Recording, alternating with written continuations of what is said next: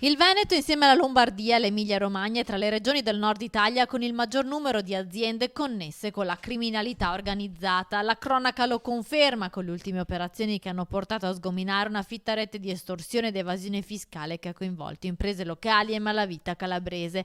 Infiltrazioni che non possono più essere considerate episodi sporadici. C'è un radicamento delle organizzazioni criminali sul territorio da poter dire che esiste una criminalità diciamo veneta di stampo mafioso. Questo l'allarme lanciato durante un convegno che ha riunito all'Università di Padova prefetti, magistrati e istituzioni locali. Tutti gli attori in gioco devono fare la propria parte, non basta firmare protocolli e lasciare che rimangano semplici pezzi di carta. La prevenzione e la lotta alle organizzazioni mafiose che vogliono arricchirsi spremendo le imprese sane venete deve basarsi su azioni concrete e le prime sentinelle che devono arginare questo fenomeno sono gli imprenditori. Quello che personalmente anche oggi ho tentato di sostenere è che perché questa battaglia si vinca non bastano solo la magistratura e le forze di polizia, ma deve crescere nella società civile una coscienza e la capacità di respingere queste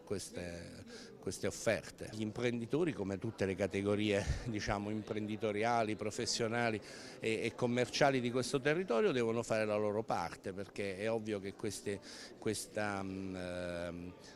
come queste persone che si avvicinano ad imprenditori in difficoltà si avvicinano con delle offerte che sono di risorse economiche o di servizi di evasione fiscale facili, e quindi bisogna avere la capacità primo di non accettarli e secondo di denunziarli.